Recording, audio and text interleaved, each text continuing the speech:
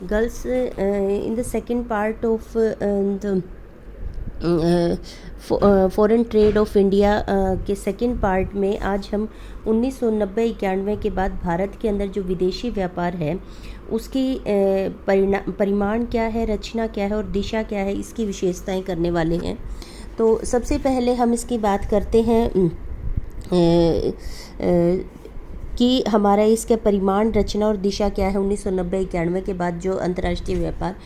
जैसा कि आप जानते हैं 1990-91 के बाद भारत के अंदर आर्थिक सुधारों को लागू किया गया था और इसका जो सबसे ज़्यादा प्रभाव देखने को मिला था, जो एलपीजी की नीतियाँ अपनाई गई थी, उदारीकरण, वैश्वीकरण और निजीकरण की जो नीतियाँ अपनाई गई थी, उसका सबसे बड़ा जो असर देखने को मिला था वो अंतर्राष्ट्रीय व्यापार पर देखने को मिला था। इसी समय पर भारत जो है वर्ल्ड ट्रेड ऑर्गेनाइजेशन का भी सदस्य बना था और हमने एक्सपोर्ट ओरिएंटेड, निर्यात तो उन्मुख जो है नीतियों को अपनाया था।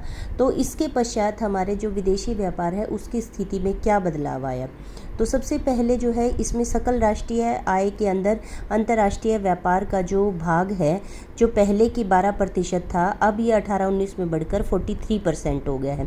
ये एक बहुत बड़ी बढ़ोतरी है। उसके बाद विश्व व्यापार के अंदर बीच में जब शुरू में भारत वर्ल्ड ट्रेड ऑर्गेनाइजेशन का हिस्सा बना था तो भारत का इंटरनेशनल ट्रेड में जो हिस्सा था वो 1% से भी घट गया था। ये करीब 0.89 तो आयात में हिस्सा रह गया था और आयात के अंदर 1% हिस्सा रह गया था, जो कि पहले 2% था।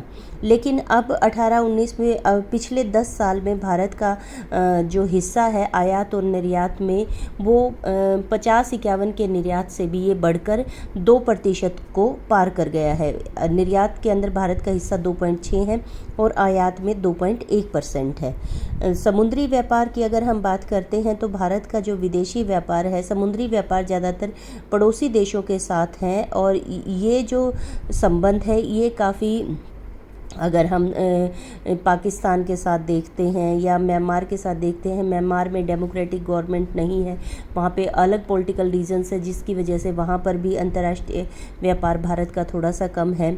तो व्यापारिक संबंध, व्यापार की अगर हम बात करते हैं, समुद्री व्यापार की अगर हम बात करते हैं तो भारत के अंदर इसका जो हिस्सा है वो 68% है, लेकिन ये अपने पड़ोसी देशों के साथ नहीं है, ये दूसरे देशों के साथ, दूर के देशों के साथ अधिक है।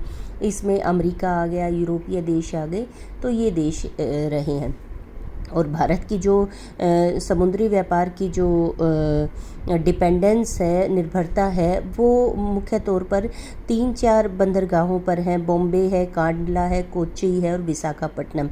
ये बहुत बड़े और पुराने, ये एंशियंट टाइम से ही, जिसे हम कह सकते हैं कि जब आज से 3-4 हज़ार, हड़प्पा संस्कृति में भी अगर हम बात करते हैं, हड़प्पा संस्कृति के बाद से जैसे मौर्य वंश की और चंद्रगुप्त मौर्य का जो वंश था उस समय की भी बात करते हैं, तो अंतर्राष्ट्रीय व्यापार के लिए ये जो बंदरगाहें थी तब से ही ये प्रमुख बंदरगाहें रही हैं और आज भी इनके ऊपर भीड़ काफ़ी ज़्यादा है। तो नई बंदरगाहों के विकास की बहुत आवश्यकता है भारत के अंदर। उसके बाद बात करते हैं हम मूल्य, व्यापार के मूल्य और परिमाण में वृद्धि की, कीमतों में कितनी वृद्धि हुई है और मात्रा में कितनी वृद्धि हुई है। तो अगर हम बात करते हैं तो ये दोनों के अंदर ही वृद्धि हुई है और ये कई गुणात्मक वृद्धि है। भारत के आयातों का मूल्य 152 करोड़ रुपए था और निर्यातों का 169 था और अब ये बढ़कर जो है 792 और लगभग 60 लाख करोड़ रुपए हो गया है। तो आप इसको नंबर्स को बुक में से नोट कर सकते हैं। तो देखें तो ये कई 100 गुना तक ये वृद्धि है। उसके बाद हम बात करते हैं निर्यातों की रचना। जब हम बात करते हैं तो स्वतंत्रता के बाद हम जो है कृषि आधारित कच्चे माल का निर्यात करते थे, जो कि किसी भी विकसित अर्थव्यवस्था के लिए, विकासशील अर्थव्यवस्था के लिए बिल्कुल अच्छी स्थिति नहीं थी। और अब वर्तमान में जब स्वतंत्रता के इतने साल हो गए हैं तो अब जो है भारत का हिस्सा जो है रचना जब हम बात करते हैं तो अब भारत का जो निर्यात है अब वो ज़्यादातर तैयार माल का होता है, मैन्युफैक्चर्ड आइटम्स का होता है, जिसमें जैसा कि हमने पीछे पढ़ा इंजीनियरिंग वस्तुएं, रासायनिक वस्तुएं, सिलाई सिलाई कपड़े आदि हैं। उसके बाद आयातों की भी रचना की अगर हम बात करते हैं तो स्वतंत्रता के एकदम बाद से जो हमारा अंतर्राष्ट्रीय व्यापार था वो तैयार माल का था, जबकि स्वतंत्रता के बाद हालांकि आयात का जो वॉल्यूम है वो तो काफ़ी ज़्यादा रहा, लेकिन अगर हम बात करते हैं कंपोजिशन की तो कंपोजिशन में तैयार माल का स्थान कच्चे माल ने और मशीनों ने ले लिया है, जो कि एक विकासशील अर्थव्यवस्था की पहचान है। उसके बाद विदेशी व्यापार की अगर हम दिशा की बात करें तो पहले चूँकि भारत इंग्लैंड का उपनिवेश था तो इंग्लैंड के साथ सबसे ज़्यादा जो है ट्रेड होता था, लेकिन आज़ादी के बाद से यूरोपियन यूनियन के साथ, अमेरिका के साथ और गल्फ़ कंट्रीज यूएई जिसने हम कहते हैं उनके साथ जो है व्यापार काफ़ी बड़ी मात्रा में किया जाता है। उसके बाद हम कहते हैं हमारा जो बैलेंस ऑफ ट्रेड जिसकी हम बात करते हैं, हालांकि हमारे आयात और निर्यात दोनों बढ़े हैं, लेकिन निर्यात की मात्रा जो है आयात से कम ही रही है, जिसके कारण हमारा बैलेंस ऑफ ट्रेड लगभग घाटे का ही रहा है। उसके बाद डिपेंडेंस जो ट्रेड होता है, डिपेंडेंस ट्रेड होता है कि जिस तरह के व्यापार के लिए हम विदेशों पर निर्भर करते हैं, ज़्यादातर तो जो ट्रांसपोर्टेशन की जो कंपनियां हैं, जहाज़ जिसे हम कहते हैं, और बीमा कंपनियां हैं और जो बैंक हैं, इन पर बहुत ज़्यादा निर्भर करता है इंटरनेशनल ट्रेड। और आज़ादी 1990-91 के बाद सरकार ने और जो भारत की जो शासन व्यवस्था है इसने इन विषयों पर बहुत ध्यान दिया है, इसमें विदेशी निवेश को भी प्रोत्साहन किया है। और भारत जो है अब मींस ऑफ ट्रांसपोर्टेशन, स्पेशली जो सी ट्रांसपोर्ट है, वाटर ट्रांसपोर्ट है जहाज़ों के थ्रू, उसमें बहुत वृद्धि की गई है। उसके बाद विदेशी व्यापार पर सरकारी नियंत्रण की अगर हम बात करते हैं तो 1990-91 की जो नीतियां थी उनमें से एक विशेष हिस्सा था ग्लोबलाइजेशन, जिसके तहत जो सरकार की हैं कंट्रोलिंग पॉलिसीज़ की बजाय सरकार ने मैनेजमेंट का मैनेजिंग एजेंसी के रूप में अपना काम बढ़ाया है। और इसके लिए बहुत सारी मैनेज करने के लिए, यानी कि अंतर्राष्ट्रीय व्यापार को बढ़ावा देने के लिए कई तरह की संस्थाएं स्थापित की हैं, जिसमें बोर्ड ऑफ ट्रेड है, एक्सपोर्ट प्रमोशन काउंसिल है, एक्सपोर्ट इंस्पेक्शन एडवाइजरी आदि समितियों की गठन किया गया है। उसके बाद सरकार द्वारा जो विदेशी व्यापार हम कहते हैं कि सरकार खुद भी जो है विदेशों से सामान मंगवाती है, और इसके लिए जो एजेंसी होती है वो स्टेट ट्रेडिंग कॉरपोरेशन होता है, निगम जिसे है। और इसने भी बहुत बड़ी मात्रा के अंदर minerals and metal trading corporation है, एमएमटीसी जिसे हम कहते हैं, 1963 में की गई थी। तो इन एजेंसीज़ के द्वारा जो ट्रेड किया गया है वो बहुत बड़ी मात्रा के अंदर ये ट्रेडिंग की गई है सरकार के द्वारा भी। निजी क्षेत्र ऊपर जो एजेंसीज़ बनाई गई हैं वो निजी क्षेत्र की अंतर्राष्ट्रीय व्यापार प्रोत्साहन के लिए थी, जबकि सरकार स्वयं भी जो अंतर्राष्ट्रीय व्यापार करती है, आयात निर्यात करती है, उनके द्वारा भी बहुत बड़ी मात्रा के अंदर ट्रेडिंग की गई है। उसके बाद नेक्स्ट जो पोर्शन आ जाता है हमारा, भारत में व्यापार सुधार एवं व्यापार नीति के अंदर जो नवीनतम परिवर्तन हुए हैं, समय समय पर जो नीतियों में बदलाव किया जाता रहा है, उनमें अहम बदलाव तो 1990-91 में किया गया, जो मैंने आपको बताया कि इंपोर्ट पहले हमारा मुख्य उद्देश्य था भाई निर्यात तो जितने हैं नॉर्मल चलने दो, आयात जो हम विदेशों से मंगाने पड़ रहे हैं जिनके ऊपर हमारी डिपेंडेंस है, कोशिश की जाए कि उनको हम अपने देश के अंदर बनाएं। लेकिन 1990-91 के बाद जो है नीति का मुख्य बदलाव हुआ कि हमने आयात प्रतिस्थापन के साथ साथ निर्यात प्रोत्साहन के ऊपर भी काफ़ी काम किया। सेज और एक्सपोर्ट प्रमोशन जोन्स को EPZ जिनको कहा जाता है, इन सारे जगहों को करना, जैसे आपकी सोनीपत कुंडली में भी है, राई के अंदर बनाया गया है एक्सपोर्ट प्रमोटिंग जोन जो बनाया गया है। तो इस तरह के जो क्षेत्र बनाए गए जो स्पेशली निर्यात को बढ़ावा देते हैं, तो इस तरह की जो नीतियाँ निर्मित की गई वो 1990-91 के बाद की गई, और जिनका मुख्य उद्देश्य था अंतर्राष्ट्रीय व्यापार के अंदर भारत का हिस्सा बढ़ाना। और इन सुधारों का जो फोकस था लिबरलाइजेशन, यानी कि जो फर्म्स थी उनको बड़ी आसानी से वो सारे नियम कानून बनाए जाएं जिनसे वो आसानी से अपना निर्यात कर सकें। उसके बाद आसानी से लाइसेंसिंग वगैरह मिल सके, खुलापन, ओपननेस, नियमों में ट्रांसपेरेंसी करना और ग्लोबलाइजेशन आदि, ये जो नियम थे जो हम जिन्हें ब्रीफ में हम एलपीजी बोलते हैं, ये सारे प्रोत्साहन के कार्य 1990-91 में की गए। और इनका मुख्य उद्देश्य था मात्रा जो रेस्ट्रिक्टिव ट्रेड एटमॉस्फेयर था, एनवायरनमेंट था इंडिया के अंदर, उसको कम करके और एक खुलेपन का वातावरण तैयार करना जिसके अंदर व्यापार को बढ़ावा दिया जा सके। और ये सुधार किस रूप में हुए थे? सबसे पहले था लिबरल। जैसा कि मैंने आपको बताया कि लिबरल जो ट्रेड पॉलिसी है, इसका उद्देश्य था कि देश के अंदर उन सारी फर्मों के स्थापना के लिए कानूनों में ढील देना या उनको आसान बनाना उत्पादन प्रक्रिया को, जिसके लिए उन्हें लाइसेंस की आवश्यकता होती थी। वो सारे उद्योग जो इंपोर्ट सब्स्टिट्यूट्स का उत्पादन करते थे, उनके ऊपर जो रेस्ट्रिक्शंस लगाई गई थी, उनको कच्चे माल के आयात के लिए उनकी जो उनके ऊपर मात्रात्मक, जिन्हें हम नॉन टैरिफ बैरियर्स कहते हैं, उनके अंदर ढील दी गई। तो ये एक आयात उदारवादी नीति थी। उसके बाद लॉन्ग टर्म जो ऑब्जेक्टिव रखा गया 1992 के अंदर, जैसे हम आगे पढ़ेंगे, 8वीं योजना में 1992 से 97 तक जो रही थी, इस नीति का मुख्य उद्देश्य क्या था? इन नीतियों के लिए एक दीर्घकालीन, मतलब कि अल्पकालीन होता है, एक पंचवर्षीय योजना बना दी गई। लेकिन क्या किया गया कि ब्रॉड ऑब्जेक्टिव सेट किए गए कि हमें 2020 तक अपने ट्रेड को इतने गुना बढ़ाना है, 10 तक हमें इतना बढ़ाना है। तो long term policy objective set किए गए और उनके हिसाब से जो ट्रेड पॉलिसीज़ थी वो प्रत्येक पंचवर्षीय योजनाओं के अंदर लागू की गई। और इन सारी पंचवर्षीय योजनाओं के अंदर 8वीं, 9वीं, 10वीं, इनके अंदर जो ट्रेड पॉलिसीज़ लागू की गई, उनका उद्देश्य था स्टेप बाय स्टेप जो है लॉन्ग टर्म ऑब्जेक्टिव को प्राप्त करना।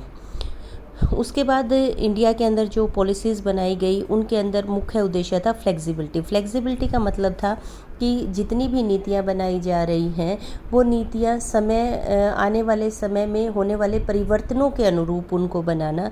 इनका उद्देश्य ये था कि किसी भी अवधि में कोई भी परिवर्तन किया जा सके आवश्यकताओं के अनुसार, क्योंकि आप जानते हैं कि आर्थिक क्रियाएं बड़ी स्पॉन्टेनियस होती हैं, सामयिक होती हैं, एकदम से इनके अंदर बदलाव हो जाता है और इनके हिसाब से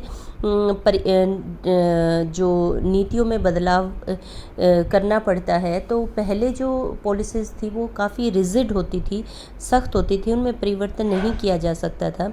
लेकिन उन 2000 जब वर्तमान जो सदी है, इस सदी के अंदर 2000 के बाद से जितनी भी पॉलिसीज़ बनाई गई, इनके अंदर एक फ्लेक्सिबिलिटी का विशेष ध्यान रखा गया कि जो भी आवश्यकताएं पड़ती हैं उनके अनुसार से इनमें आवश्यक परिवर्तन तुरंत घोषित किए जा सके।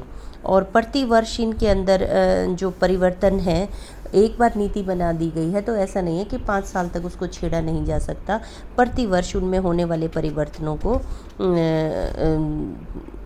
घोषित किया जाता रहा है। जैसे 2001 के अंदर 714 वस्तुओं को आयात प्रतिबंध से मुक्त किया गया। 1-2 के अंदर कुछ और संवेदनशील वस्तुओं को छोड़कर सभी वस्तुओं के आयात से मात्रात्मक प्रतिबंध हटा लिए। उस समय की अगर आप न्यूज़ सुनते हो तो आप हर महीने, 2 महीने, 4 महीने बाद आप देखने को मिलते थे कि इस तरह की जो है न्यूज़ आ जाती थी और जिनके अंदर आर्थिक सुधारों से संबंधित, अंतर्राष्ट्रीय व्यापार से संबंधित सूचनाएं होती थी। उसके बाद जैसे आयात प्रतिस्थापन के लिए उदारवादी नीतियों को अपनाया गया, इसी तरीके से निर्यात प्रोत्साहन के लिए भी, जैसा कि मैंने आपको बताया, एक्सपोर्ट जोन्स की स्थापना की एक्सपोर्ट प्रमोशन के लिए। इसमें 32 जो थे export zone specially agriculture sector को डेडिकेट किए गए। उसके बाद कुटीर उद्योगों के लिए बनाया गया। कुटीर उद्योग, क्योंकि इंडिया की जो इकोनॉमी की अगर हम बात करते हैं तो बेसिकली यहाँ पर हैवी इंडस्ट्रीज़ की तुलना के में जो स्मॉल स्केल इंडस्ट्रीज़ हैं उनका एम्प्लॉयमेंट जनरेशन में बहुत महत्वपूर्ण योगदान है, और उत्पादन में भी बहुत, एक्सपोर्ट में भी इन फैक्ट्रीज से होने वाले सामान की बड़ी मांग रहती है, हिस्सा रहता है। तो इनके लिए भी नीतियाँ बनाई गई, और मुख्य तौर पर मार्केट एसेस इनिशिएटिव का मतलब ये था कि इन उद्योगों को मोटिवेट किया गया, इनके लिए बैंक लिमिट को बढ़ाया गया, और 5 करोड़ के फंड की इनके लिए फंडिंग की गई। और इसका उद्देश्य ये था कि इनको भी एक्सपोर्ट करने के लिए, इन स्मॉल स्केल इंडस्ट्रीज़ को भी एक्सपोर्ट के लिए मोटिवेट करना। उसके बाद सीमा शुल्क में कमी, ये तो WTO का भारत जब मेंबर बना तो इसमें ही क्लोज था कि जो टैरिफ ड्यूटीज़ थी, इंपोर्ट और एक्सपोर्ट ड्यूटीज़ थी, उनको सिस्टमेटिक ढंग से कम करना।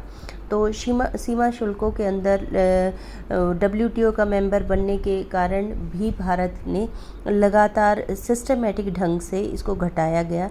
1990-91 में लगे 90% टैरिफ को 2003-04 के अंदर 31% तक इसको घटा दिया, और वर्तमान में ये जो प्रतिशत है वो कितना है, 10% है। उसके बाद बात करते हैं विशेष आर्थिक क्षेत्रों की स्थापना। जैसे कि मैंने अभी आपको बताया था, स्पेशल इकोनॉमिक जोन्स की स्थापना की गई।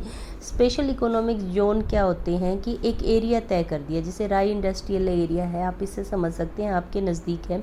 इस क्षेत्र के अंदर क्या कर दिया गया कि सरकार ने यहाँ पर इंफ्रास्ट्रक्चर डेवलप करवा दिया, और फर्म्स को इनविटेशन दिया गया कि आप यहाँ आइए, यहाँ फैक्ट्री खोलिए। अगर आप यहाँ पर फैक्ट्री खोलते हैं, आपको अपने टोटल प्रोडक्शन का 80% आपको एक्सपोर्ट करना है, और अगर यहाँ पर आप फैक्ट्री खोल लेंगे, कंडीशन ये है कि आपको इतना एक्सपोर्ट करना है, और अगर आप इतना एक्सपोर्ट करते हैं तो यहाँ आपको सस्ती दरों पर जगह भी मिलेगी, और लाइसेंस भी बहुत आसानी से मिलेगा, और जो बिजली पानी की जो सुविधाएं हैं वो भी आपको आसान शर्तों पर मिलेंगी।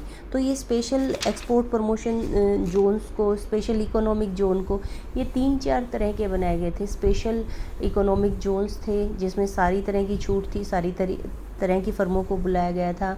एक्सपोर्ट प्रमोटिंग के अंदर सिर्फ उन फैक्ट्रियों को इनवाइट किया गया था, उन फर्म्स को जो सिर्फ एक्सपोर्ट करती हैं अपने उत्पादन का बहुत बड़ा हिस्सा, और इनको टैक्स हॉलीडे और इंपोर्ट के अंदर जो है रिबेट देना, कस्टम ड्यूटी से, टैरिफ से रिबेट देना, क्वांटिटेटिव और क्वालिटेटिव जो रेस्ट्रिक्शंस थी उनसे छूट देना।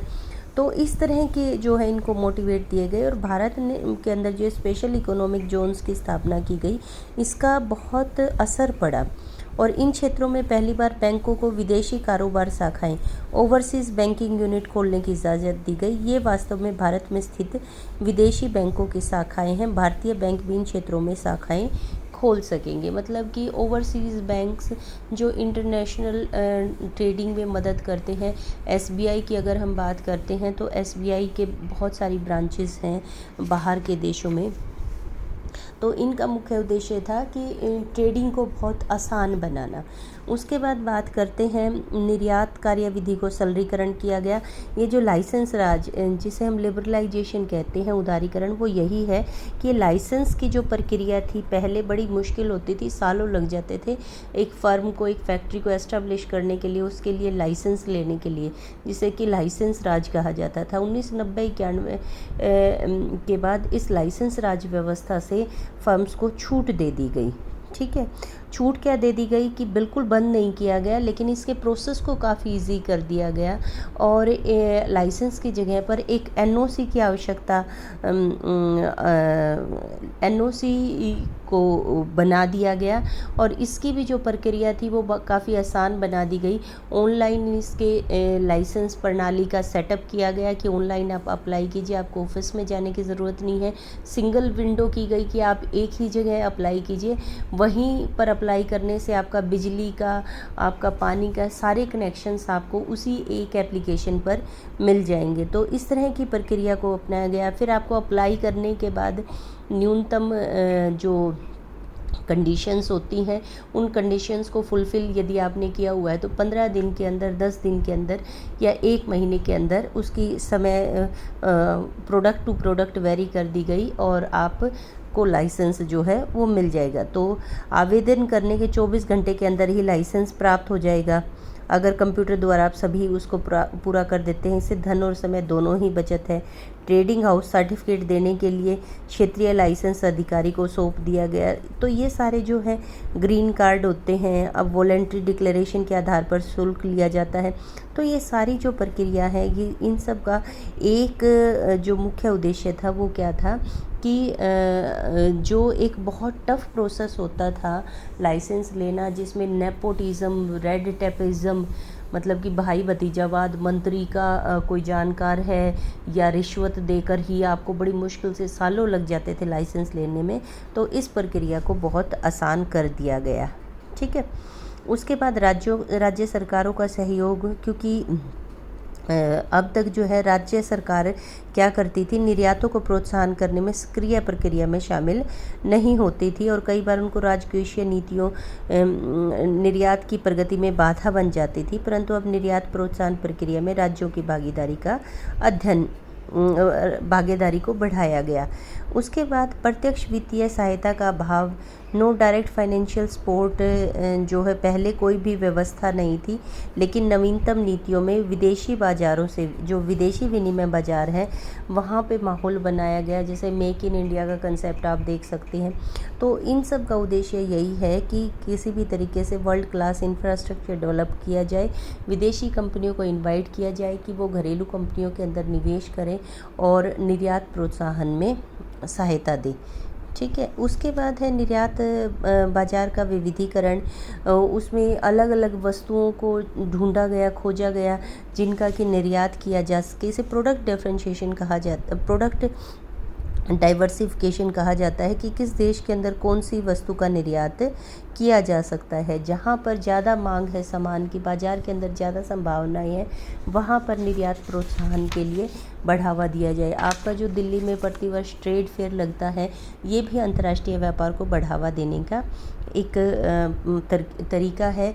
विदेशी कंपनियों को बुलाया जाता है ताकि वो यहाँ पर अपने प्रोडक्ट्स को जो है डिस्प्ले कर सके और भारतीय कंपनियां भी अपने प्रोडक्ट्स को यहाँ पर डिस्प्ले में डाल सके और जिससे आपस में एक कनेक्टिविटी हो, नई नई टेक्नोलॉजी जो है वो उसकी जानकारी प्राप्त हो, इंफॉर्मेशन एक्सचेंज हो और इसके पश्चात मांग का निर्माण किया जा सके।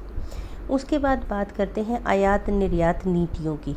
आयात निर्यात नीतियां जो है यहाँ पर आपकी पहले 2002 से 2007 तक है, फिर 2009 तक है, 2004 में बनी थी। 2002 की जो एक्चुअल में एक्सपोर्ट पॉलिसी थी, बाद में इसको थोड़ा सा मॉडिफाई किया गया और ये 2002 में शुरू हुई थी और ये 2009 तक चली थी। क्योंकि 2002 के अंदर जो बनाई गई थी, बीच में फिर सरकार जो है थोड़ा अनस्टेबिलिटी हो गई थी 2003 के अंदर, तो 2004 के अंदर फिर सरकार बदली थी, तो फिर नए सिरे से जो है नीति को बनाया गया था 2004 से लेकर 2009 तक और फिर 2009 से लेकर 2014 तक।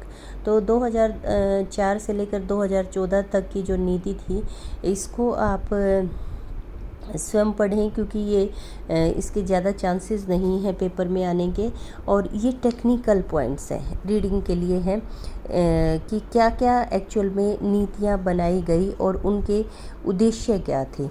तो मेन आपके जो सिलेबस में रहने वाला है, जिसके पेपर में आने के चांसेस हैं, वो है आपकी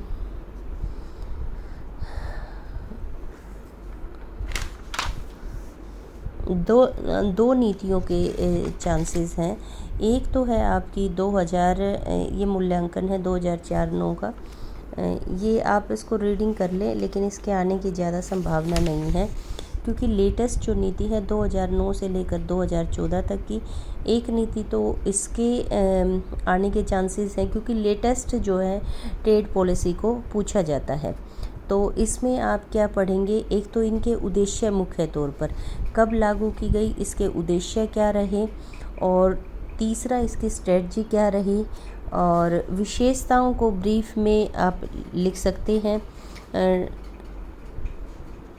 हाँ, ये आप सारा करें भी, जैसे एनवायरनमेंट रिलेटेड प्रोडक्ट्स को मोटिवेट करना है, स्टेटस होल्डर एक्सपोर्ट को मोटिवेट करना है, विदेशी व्यापार की स्थिरता को बनाए रखना है, और एरिया स्पेसिफिक जो मोटिवेशन दिए गए, समुद्री क्षेत्र के द्वारा होने वाले व्यापार को बढ़ावा देना है, हीरे जवाहरात में जिसमें भारत बहुत निर्यात करता है उसको बढ़ावा देना है, कृषि क्षेत्र के अंदर सिंगल विंडो जो मैंने आपको बताया था, एकल खिड़की स्कीम शुरू की गई ताकि सारी तरह के लेन देन एक जगह अप्लाई करने से ही हल हो जाएं। चमड़ा क्षेत्र, चाय, हस्तकरघा और निर्यात प्रेरक इकाइयाँ, औषधि क्षेत्र, इनको सबको बढ़ावा दिया गया। तो आप इनको एक एक पैराग्राफ के हिसाब से एक 16 नंबर का क्वेश्चन यहाँ से तैयार करेंगे। 2009 से 2014 की जो नीति है इसको थोड़ा सा आप ऑप्शन में भी डाल सकते हैं, लेकिन जो 2000 ये इसका मूल्यांकन है, मूल्यांकन बिल्कुल आप अच्छे से करेंगे। ये इसी से जुड़ी है समस्या है भारत की। जो ये इम्पोर्टेंट हिस्सा है कि भारत के अंतर्राष्ट्रीय व्यापार की मुख्य समस्या क्या है। सबसे पहले भुगतान शेष की समस्या, हमेशा हमारा घाटे में रहा है और घाटे में रहने के कारण हमें लेनदारियाँ लेनी पड़ती हैं और इसके ऊपर हमें ऋण के ऊपर ब्याज देना पड़ता है। इससे हमारा फिस्कल डिफिसिट काफ़ी बढ़ जाता है। उसके बाद व्यापार की शर्तें संबंधी समस्याएं, लगभग जो अल्प विकसित देश हैं जब वो विकसित देशों के साथ अंतर्राष्ट्रीय व्यापार करते हैं तो ऐसा जो एम्पिरिकल एक्सपीरियंस है वो ऐसा है कि टर्म्स ऑफ ट्रेड अक्सर उनके अगेंस्ट ही रहती हैं। एक वजह तो है उनके प्रोडक्ट विकसित देशों के प्रोडक्ट के साथ कंपटीशन नहीं कर पाता, टेक्नोलॉजी थोड़ी सी पिछड़ी हुई रह जाती है, और दूसरा जो बारगेनिंग होती है वो उनके फेवर में ज़्यादा रहती है। तो टर्म्स ऑफ ट्रेड अक्सर अगेंस्ट रहती हैं, because we need trade more than them. हमें अंतर्राष्ट्रीय व्यापार की उनसे ज़्यादा आवश्यकता है क्योंकि हमारे यहाँ पूंजी की कमी है, तो इस वजह से टर्म्स ऑफ ट्रेड अक्सर हमारे प्रतिकूल रहती है। उसके बाद भारत के अंदर कितनी ही कोशिश कर लें कि मैन्युफैक्चरिंग का हिस्सा तो बढ़ा है, लेकिन उसके बावजूद भी अभी भी अंतर्राष्ट्रीय व्यापार में भारत का जो एग्रीकल्चर बेस्ड जो प्राइमरी प्रोडक्ट्स हैं, इंटरमीडिएटरी गुड्स हैं, उसका हिस्सा एक्सपोर्ट के अंदर ज़्यादा है, जो कि अंतर्राष्ट्रीय व्यापार की संरचना के हिसाब से ज़्यादा अनुकूल स्थिति नहीं है। उसके बाद बात करते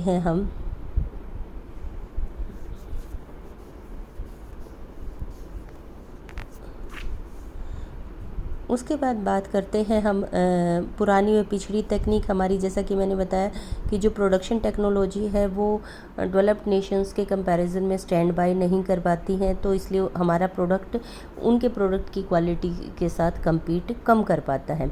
उसके बाद है आवश्यक आयात। प्राय भारत आवश्यक पदार्थों जैसे पेट्रोलियम उत्पाद, मशीनरी आदि इनका आयात करता है, और इनके आयात को चाहकर भी घटाया नहीं जा सकता क्योंकि ये बहुत आवश्यक आयात हैं। उसके बाद डंपिंग, आप जानते हैं हमने मोनोपोली के अंदर पढ़ा था कि कुछ कंपनियां ऐसी होती हैं देश के भीतर वो एकाधिकार होता है, अंतर्राष्ट्रीय व्यापार में कंपटीशन होता है, तो अंतर्राष्ट्रीय व्यापार के अंदर वो कीमतों को लागत से भी नीचे गिरा देती है ताकि अंतर्राष्ट्रीय व्यापार पे उनका एकाधिकार हो सके। तो ये डंपिंग होता है, और इस वजह से जो अल्प विकसित राष्ट्र होते हैं वो कोस्ट के मामले में उन कंपनियों का मुकाबला नहीं कर पाते हैं, इतनी कम कीमतों पर वो सामान को नहीं बेच पाते हैं उन कंपनियों की जो डंपिंग करती हैं, और अक्सर उनको अंतर्राष्ट्रीय व्यापार से बाहर होना पड़ता है।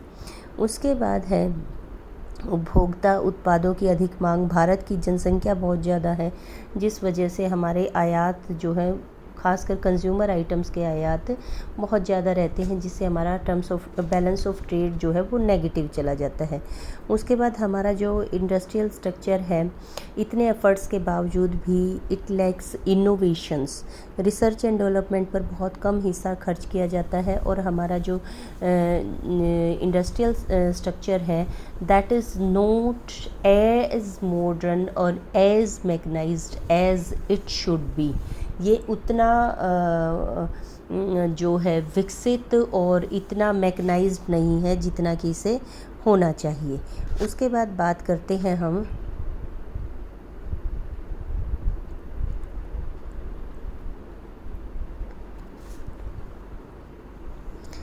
उसके बाद बात करते हैं पिछड़ा औद्योगिक क्षेत्र। ये रोशनी इतनी कम क्यों हो रखी है?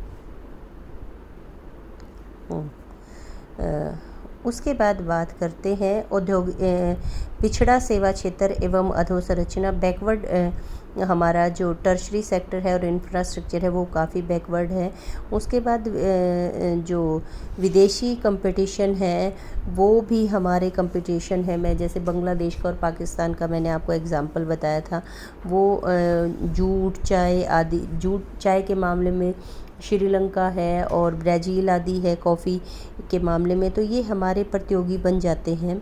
और इसकी वजह से क्या हो जाता है, और चीन जो है कपड़ा उद्योग के मामले में भारत का प्रतियोगी है, इसलिए भारत के व्यापार पर काफ़ी नेगेटिव इफ़ेक्ट पड़ता है। उसके बाद लगातार कच्चे तेल की कीमतों में कार्टेल आप जानते हैं बना रखा है। OECD कंपनियों जो देश हैं उन्होंने, तो वो समय समय पर पेट्रोल की कीमतें बढ़ाती रहती हैं, जिससे कि आपकी कीमतें बढ़ती रहती हैं और जिसकी वजह से अननेसेसरी बर्डन जो है हमारे बैलेंस ऑफ पेमेंट पर पड़ता रहता है। उसके बाद क्या होता है कि ऊंचा मूल्य स्तर पर कीमतें, पिछड़ी हुई टेक्नोलॉजी के कारण प्राइस लेवल काफ़ी बढ़ा हुआ है, जिसकी वजह से एक्सपोर्ट की कीमतें अक्सर बढ़ जाती हैं और इसका उनकी मांग पर नेगेटिव असर, ऋणात्मक प्रभाव पड़ता है।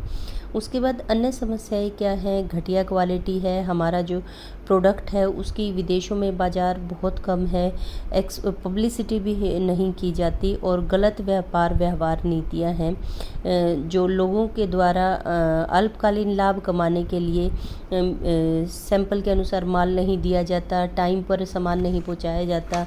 तो ये जो एक कमिटमेंट बिहेवियर, जो ट्रेड फ्रेंडली कमिटमेंट बिहेवियर होता है, इसकी बहुत कमी देखने को मिलती है। उसके बाद आपको ये 2009-14 की नीति थी, उसके बीच में ही ये हिस्सा आपकी बुक में दिया हुआ था कि अंतर्राष्ट्रीय व्यापार से संबंधित भारत की समस्याएं क्या हैं। तो ये क्वेश्चन आपका शुरू वाले क्वेश्चन के साथ आएगा। तो यहाँ पर 2 ही क्वेश्चन आपके मुख्य तौर पर बढ़ते हैं कि भारत के अंतर्राष्ट्रीय व्यापार की या विदेशी व्यापार की रचना, परिमाण और विशेषताएं क्या हैं, चौथा उसकी समस्याएं क्या हैं। ये 2 क्वेश्चन करके बनेंगे या एक क्वेश्चन में भी आ जाएंगे, इनकी विशेषताएं क्या हैं और क्या कहते हैं इसकी समस्याएं क्या है। और दूसरा जो क्वेश्चन इस चैप्टर में से बनता है वो है विदेशी व्यापार नीति। विदेशी व्यापार नीति में मुख्य तौर पर 2 नीतियों के चांसेस हैं। एक तो 2009 से लेकर 2014 तक जो नीति बनी है इसका मूल्यांकन है, और दूसरा आपका 2015 से लेकर 2020 की जो व्यापारिक नीति है उसका आपका पूछा जा सकता है। तो आप इसको दोनों नीतियों को तैयार कर लें, ठीक है। तो 2 क्वेश्चन इसमें से बनते हैं। एक तो आपको जो है दोनों नीतियों में से, व्यापार नीतियों में से कोई भी क्वेश्चन पूछा जा सकता है। ज़्यादा चांसेस आपके 2009 से 14 तक की नीति के हैं, उसका मूल्यांकन भी है, क्योंकि 2015 से 20 तक की जो नीति है अभी तक इसका मूल्यांकन पूरे तरीके से हुआ नहीं है। दिस इज़ ओनली 2021, तो पूरे तरीके से अभी इसका मूल्यांकन नहीं है। इसकी सिर्फ मुख्य विशेषताएं आ सकती हैं, और जो मूल्यांकन सहित जो पूरा आने के चांसेस हैं वो 2009 से लेकर 14 की विदेशी व्यापार नीति है। तो आपका ये जो है टॉपिक ख़त्म हुआ। इसके बाद जो है हमारा इस यूनिट से 2 क्वेश्चन और रह जाते हैं, एक बैलेंस ऑफ पेमेंट का और उससे अगला जो है वो है फॉरेन ट्रेड मल्टीप्लायर का। गर्ल्स आपके 30 जून तक का टाइम है आपका सेशन कवर होने का। तो मोस्ट प्रोबेबल मैं जो है जून 20 तक आपको सारे सिलेबस की वीडियो आपको भेज दूंगी। तो आप टाइमली इसको प्लीज़ करके और अपने क्वेश्चंस, अपने पेपर की तैयारी शुरू कर दें। जुलाई में कभी भी आपके एग्ज़ाम आ सकते हैं।